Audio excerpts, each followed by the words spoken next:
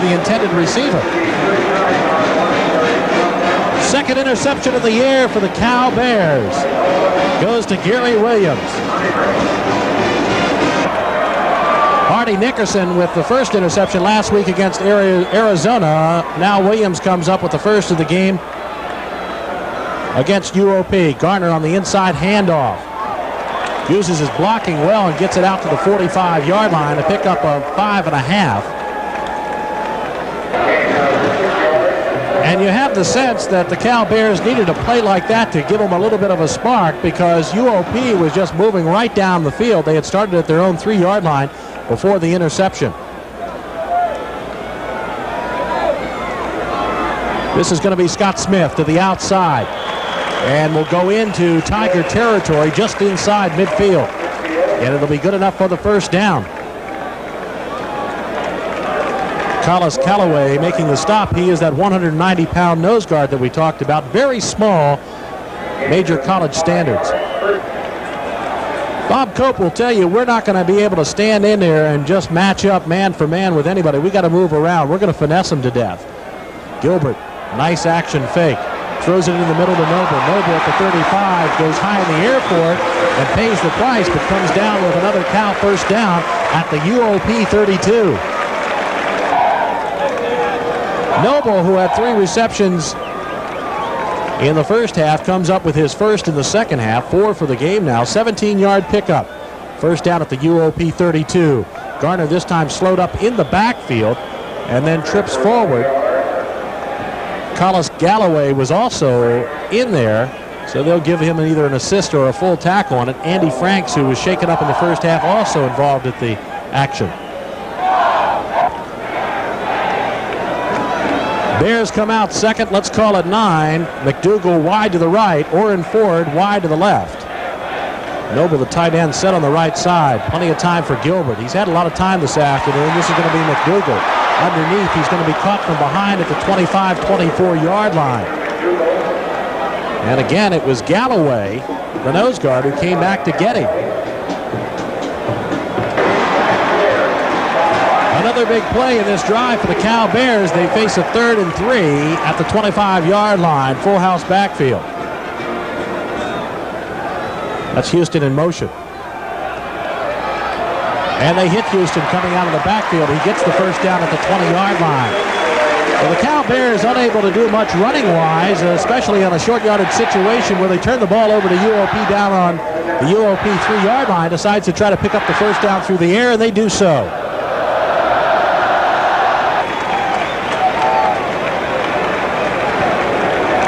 Cockett, the wide receiver to the right side, not heard much from him today after catching 3 passes last week against Arizona. McDougal, but this is Barbero, and he's going to drag along number 69, it looked like, or 68, Nick Holt. And Holt will finally bring down the big fullback after a gain of about 3-4 yards.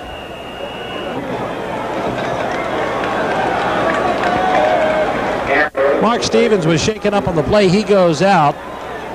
Favreau comes in, and Gilbert looks left, now throws it over to Houston on a screen pass. He's inside the 10, down to the 7-yard line, and the Cal offense coming up with a good play at the right time. And there's the end of the 3rd period of play with the Cal Bears driving into UOP territory. Our scoreboard showing with 1 period to go, UOP 12, the University of California 7.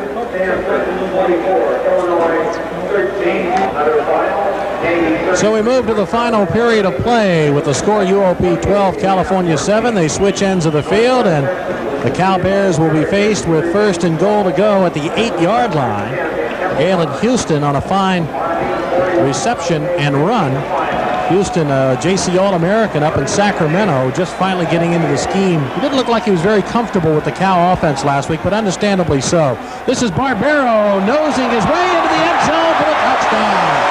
Good power running by the JC transfer from San Francisco Community College, or City College, for the touchdown for the Cal Bears.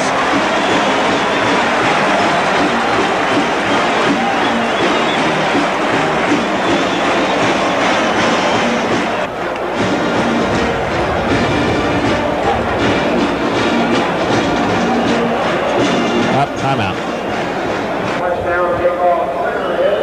Joe Kappa has decided to forego the traditional point after with a kick and will go for a 2-point conversion here. They need a 13-12, trying to make the margin 3 points here, thus force UOP to come up with a field goal to at least tie.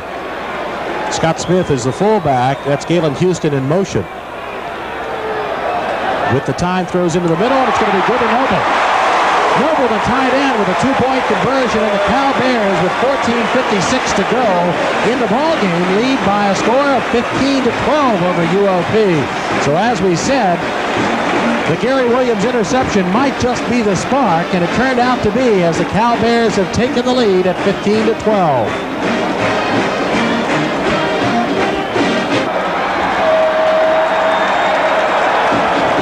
Gansey set to kick off with the Cal Bears leading it after a fine drive that results in a touchdown, with Ed Barbero going over for the score.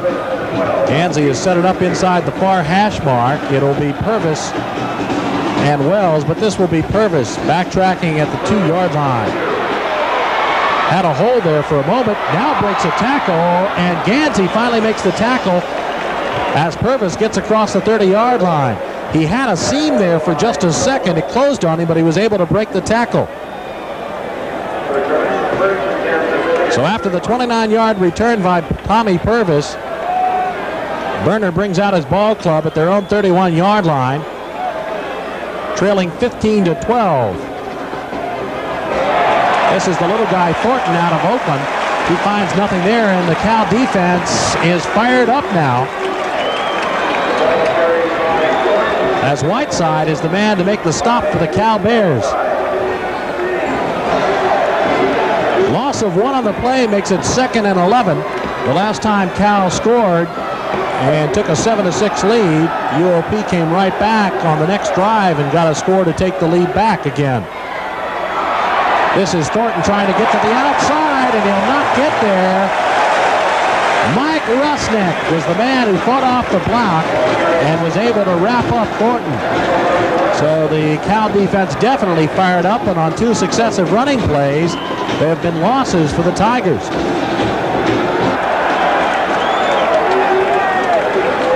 Third and 13, so Cal brings in an extra defensive back, and Burner will try to pick it up with the pass. Underneath it goes to Walski to the 35, way short of the first down, had to reach the 41. So that means it'll be a kicking situation for the Tigers, and Lampson will come on. Lampson setting up at his own 20-yard line. Garner back deep. Lampson averaging 48 yards a kick in the first half. But Gansey no slouch either, 51 yards. Garner trying to get to the outside. Penalty flag is down. And down goes Garner at the 26-yard line.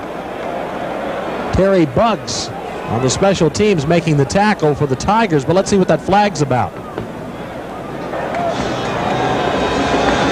On the punt return by Garner, there was a clipping penalty against the Bears, so instead of starting at their own 26, the penalty was at the 20. They move it back to the 10-yard line, so it's 1st and 10 for Gail Gilbert with a 3-point lead here in the final period of play. Spinning and bouncing to the outside was Scott Smith, after he found nothing there on the inside. So trying to test the middle of the defensive line for the Tigers, he finds very little there. 2nd down. 2nd and still, let's call it 10. The ball just over the 10-yard line. Wide receivers right and left, McDougal to the right, Cockett to the left. And again, that naked rollout. The ball is tipped, but it's going to be complete to Cockett. Cockett started on the left side, came way across the field, and now they say incomplete. Not able to hold on to it, so that'll bring up 3rd down.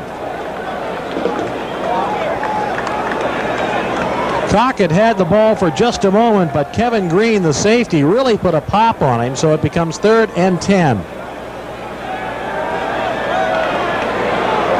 And underneath, McDougal with it at the 20 slips down, and where they spot it will determine whether it's a first down or not. They had to reach the 20 for the first down, and depending upon where they say his knee was will determine whether it's a first down for the Bears or not, and will also determine whether they have to punt it. Now they say it's a first down, California.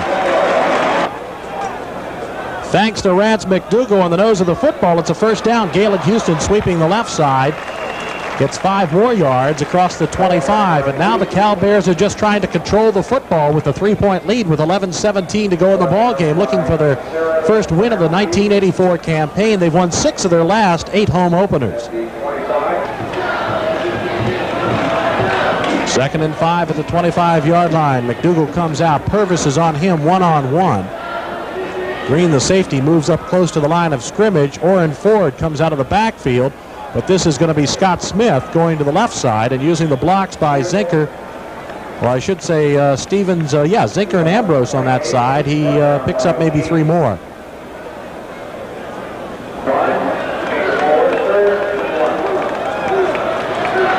A 3rd and 1 call for Gail Gilbert and the Cal offense. Full house backfield. Scott Smith is the lead back in what you'd see as a wishbone. But this is going to be Funderburk, and he picks it up. Boy, I'll tell you, I like the way Funderburk runs. He reminds me of Bill Ring.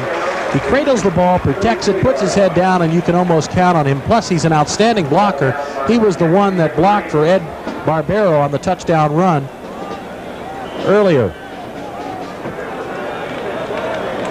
So armed with a first down at their own 32-yard line, the Bears come out with Orrin Ford to the short side of the field, but they're going to give the ball to Scott Smith. He trips over his own man, but keeps his feet to get to the 35-yard line. The pileup was at the 32. That's what he tripped over. So it's just control football now. Stevens with a key block there to open it up for him momentarily. Stevens was shaken up, so he comes out of the ball game. Vincent Delgado is a wide receiver way to the right side, the freshman from Sacramento. Lob pass down the sideline. Garner's got it, pays the price, but is knocked out of bounds at the 43-yard line.